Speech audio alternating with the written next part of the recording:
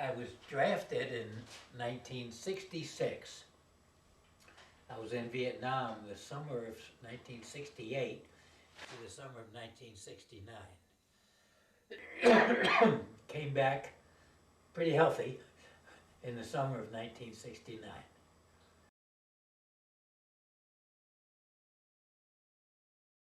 The Army asks some of your duty preferences, and it also asks about your geographic location. I told the Army I didn't want to study the Vietnamese language, and I told the Army I'd rather not go to Vietnam. So in my 2 years in the Army, I spent a year in Vietnamese language school, and then a full year in Vietnam. Those were my duty stations. And that was the pattern. Draftees and non-career military had 1 year in country in Vietnam.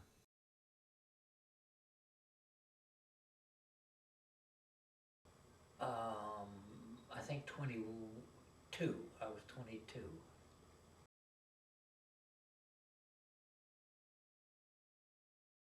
Well, I really realized that the U.S. foreign policy chose one side of a civil war. We were against the communist expansion in Southeast Asia. Therefore, we were allies with the South Vietnamese government, and they were corrupt and not very good fighters, and we lost the war. And when I was there, I just experienced the lack of morals, lack of values that took place during the war, and the political environment.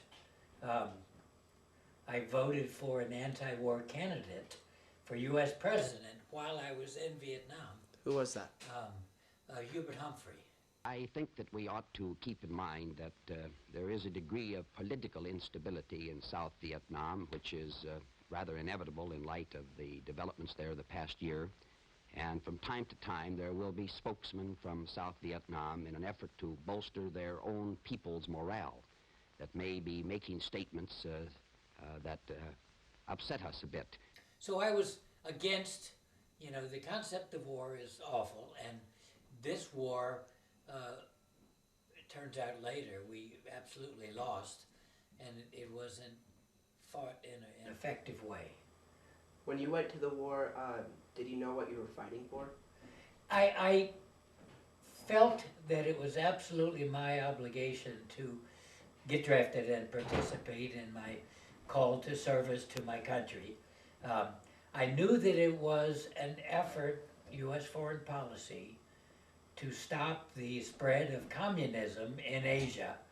So yes, I knew what I was fighting for, but in that time that I was in the Army, 1966 to 1969, the political conscience of the country changed dramatically, and as did mine. So when you were drafted, you never felt like it was unfair? No, I didn't feel unfair. Among my peers, I had graduated from college. Some were going to graduate school, some were going to seminary, and I think at the time, even those that were married were exempted from the draft. School teachers, another example of a draft exemption. But as I was drafted, almost everybody else was, so I didn't feel picked on at all.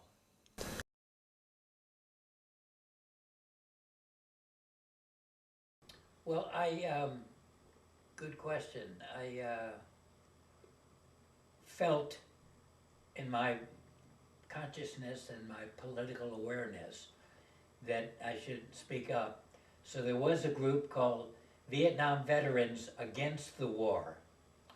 And the leader of that group was our recent Secretary of State, John Kerry. And there was a big March on Washington. I lived there. I had a government job at the time, but I had and it was a emotional experience.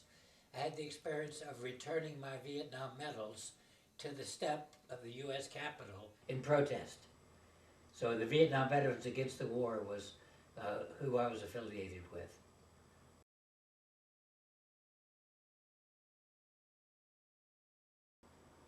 I think collectively, the will of the country and many of the then younger people, I was, 23 or 4 at the time, made a difference. I think it made a difference. Um, it evolved that Nixon resigned and we lost the war, but we decreased our military presence in Vietnam.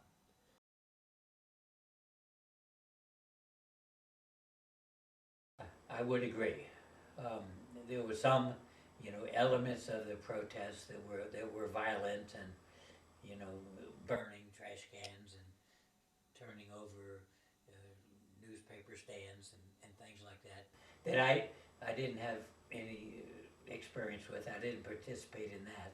But I do think, and especially with the power of the media, and this is way before social media, but the TV coverage and the extensive newspaper coverage of the hundreds of thousands of people who marched on Washington to protest the war, it made a difference. It increased the country's consciousness.